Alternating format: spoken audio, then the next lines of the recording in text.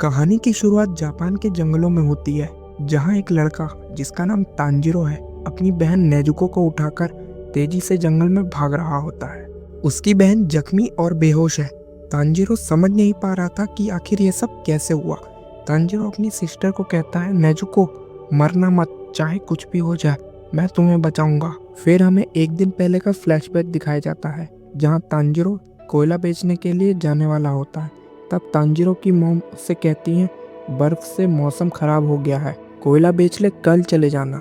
लेकिन तांजिरो कहता है, इस नए साल पे मैं अपने पूरे परिवार को पेट भर खाना खिलाना चाहता हूँ, तो मैं जितना हो सके उतना कोयला बेच कर आऊँगा। तभी तांजिरो के पास उसके भाई बहन आ जाते हैं, जिनका नाम शिगेरू और हेनको होता है। दोनों उसके साथ चलने की जिद करते हैं। तभी तांजिरो की मॉम उन दोनों को मना कर देती है और कहती है कि तुम तांजिरो जितना तेज नहीं चल सकते, आते वक्त वह तुम्हें उठाकर नहीं ला सकता है।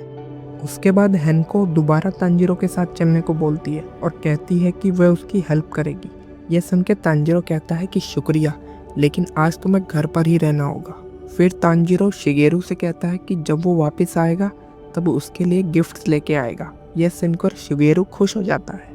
फिर तांजिरो टेक्यू, जो कि तांजिरो का एक यंगर ब्रदर है, उससे कहता है कि जितनी लकड़ी हो सके उतनी काट लेना।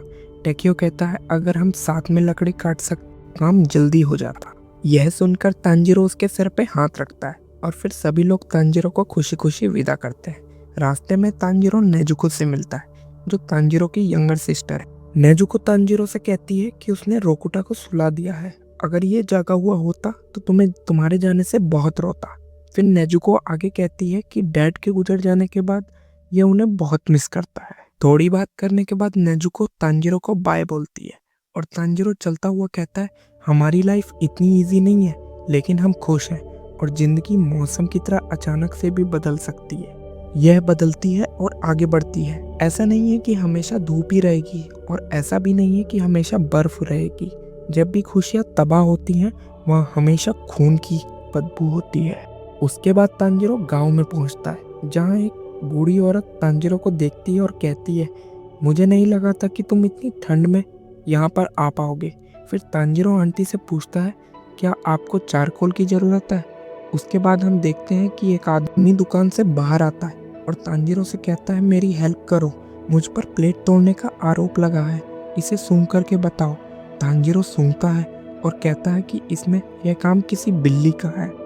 इससे हमें पता चलता है कि तांजिरो की सूंघने की शक्ति बहुत तेज है। उसके बाद एक ओल्ड मैन तांजिरो से हेल्प मांगता है सामान उठाने के लिए। तांजिरो असल में एक बहुत अच्छा लड़का है और कभी किसी की मदद के लिए मना नहीं करता। देखते ही देखते रात हो जाती है और तांजिरो घर के लिए वापस जा रहा होता है। वह काफ़ी लेट हो गया था, लेकिन तांजिरो इस बात से खुश था कि उसने सारे चारकोल बेच दिए हैं। थोड़ी दूर जाते हुए रास्ते में एक ओल्ड मैन तांजिरो को रोक लेता है और कहता है कि मेरे घर पे रुक जाओ, लेकिन तांजिरो मना कर देता है। लेकिन फिर भी वह ओल्ड मैन गुस्से में बोलता है, बहस मत करो, रात के समय डीमंस हमला कर सकते हैं। क्योंकि तांजिरो माउंटेन पर रहता है और रास्ता भी बहुत लंबा और काफ़ी अंधेरा भी हो चुका था, इसलिए तांजिरो मान जाता है। तांजिरो डिनर करने के बाद ओल्ड मैन से पूछता है कि डीमंस कैसे होते हैं। यह सुनकर ओल्ड मैन कहता है कि डीमंस अंधेरे में जमीन खोदकर हमला करते हैं, इसलिए तुम्हें भी रात में घूमना नहीं चाहिए। आज यही सो जाओ और सुबह यहाँ से चले जाना। फिर तांजिरो पूछता है कि डीमन आपके घर में भी आ सकते हैं? ओल्ड मैन कहता है हाँ। तांजिरो कहता है कि फिर वह सबको क्यों नहीं खा जाते हैं? यह सुनकर ओल्ड मैन कहता है कि डीमन स्लेयर्स उन राक्षसों से हमारी रक्षा करते हैं। फिर जब वह ओल्ड मैन सो जाता है तब तांजिरो सोचता है कि इन ओल्ड मैन ने जब से अपनी फैमिली को खोया है तब से काफ़ी अकेले हो गए हैं। उसके बाद तांजिरो को याद आता है कि उसकी दादी भी ऐसे ही डीमंस की कहानियां सुनाया करती थी, लेकिन तांजिरो को इन बातों पर ज़्यादा यकीन नहीं था। अगली सुबह ओल्ड मैन को अलविदा कहकर तांजिरो अपने घर की ओर निकल पड़ता है। तांजिरो चलते चलते हैरान हो जाता है क्योंकि तांजिरो को खून की स्मेल आती है। फिर तांजिरो घबराता हुआ घर की ओर तेजी से भागता है और वो देखता है कि घर के बाहर नेजुको और रुकोटा जख्मी होकर गिरे हुए हैं। यह देखकर तांजिरो की आंखों में आंसू निकल आते हैं। वो नेजुको के पास भागकर जाता है और उनसे पूछता है, यहाँ क्या हुआ नेजुको? लेकिन नेजुको कुछ नहीं कहती। इसके बाद तांजिरो घर के अंदर देखता है, उसके पसीने छूट जाते हैं। क्योंकि सामने उसकी मॉम और उसके बाकी भाई बहनों की लाशें पड़ी हुई थी। सिर्फ नेजुको की बॉडी गर्म थी, जिसकी वजह से तांजीरो को पता चलता है कि नेजुको अभी भी जिंदा है।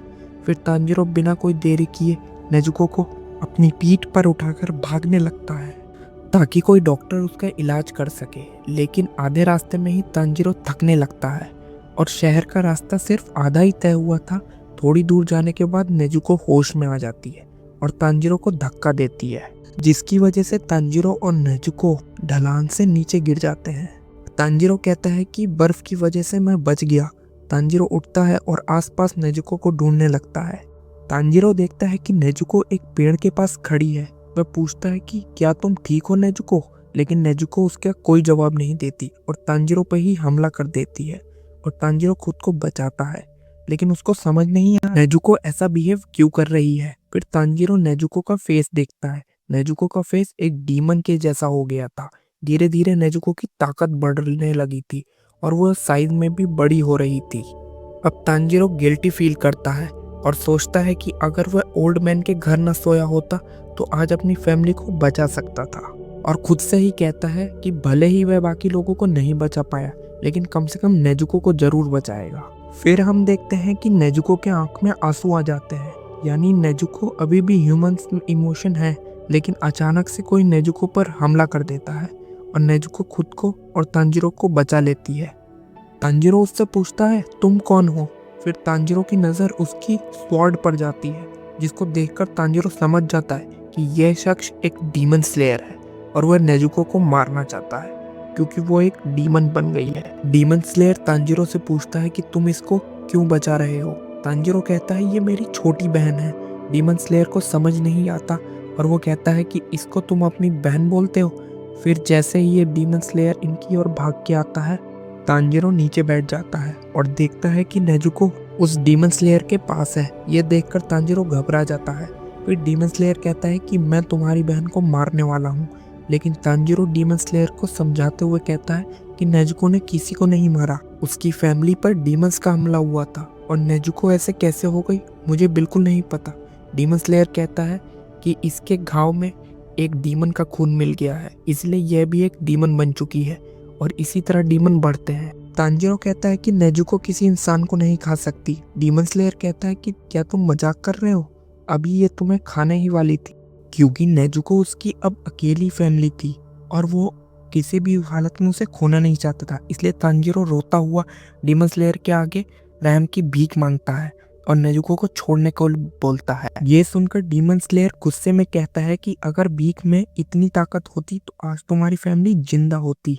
कमजोर लोगों की किस्मत में होता है ताकतवर के हाथों मरना। अगर तुम अपनी बहन को बचाना चाहते हो तो तुम्हें अपनी कुल्हाड़ी से मुझ पर हमला करना चाहिए था।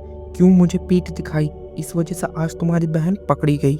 लेकिन यह सब बातें डीमन स्लेयर तांजीरो को नीचा दिखाने के लिए नहीं, इसलिए कहता है ताकि तांजीरो स्ट्रांग बने। और जैसे ही डीमन स्लेयर नेजुको को मारने ही वाला होता है, तांजीरो डीमन स्लेयर पर पत्थर से हमला करता है और जब बर्फीली हवा चलती है तो तांजीरो चुपके से डीमन स्लेयर पर पत्थर फेंकता है, लेकिन वह उससे बच जाता है और डीमन स्लेयर तांजीरो के सिर पर मारकर उसे बेहोश कर देता है। और डीमन स्लेयर सोचता है कि उसकी कुल्हाड़ी कहाँ गई और अचानक ही वो कुल्हाड़ी ऊपर से उसकी तरफ आती है, लेकिन वो इस हमले से भी बच जाता है। डीमन स्लेयर समझ जाता है कि उस पर पत्थर फेंकना बस एक नाटक था। इसके बाद नेजुको अपने भाई को बेहोश देखकर गुस्सा हो जाती है और खुद को डीमन स्लेयर से बचाकर अपने भाई के पास जाती है। ये देखकर डीमन स्लेयर डर जाता है। उसको डर था कि नेजुको तांजीरो को खा जाएगी, लेकिन वो ऐसा नहीं करती।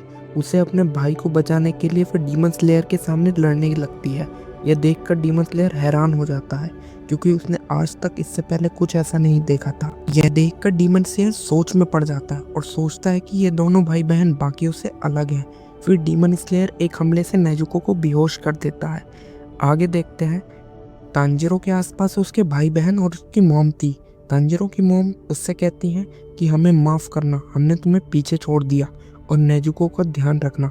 फिर तांजीरो को जब होश आता है तो वह देखता है कि नेजुको बेहोश पड़ी है। नेजुको को जिंदा देख तांजीरो की आंखों में आंसू आ जाते हैं। यह देखकर डीमन स्लेयर कहता है कि तो तुम उठ गए, एक आदमी से मिलो जिसका नाम साकोजी ओरोकोडाकी है। वह माउंटेन सांगिरी के बीच में रहता है। उनसे मिलो और कहना कि गियोटामी ओका ने तुम्हें भेजा है और तुम्हारी बहन अभी तो ठीक है, लेकिन इसको धूप में मत लेकर जाना। ये बोलकर डीमन स्लेयर वहां से चला जाता है। इसके बाद हम देखते हैं कि नेजुको और तांजिरो अपनी फैमिली की कब्र के पास बैठे होते हैं और उनकी आत्मा की शांति के लिए प्रेयर करता है। डीमन पावर की वजह से नेजुको के सारे घाव बढ़ जाते हैं और थोड़ी देर बाद तांजिरो नेजुको का हाथ पकड़कर माउंटेन सागरी की तरफ चल पड़ता है और डीमन स्लेयर का एपिसोड नंबर 1 यहीं खत्म होता है।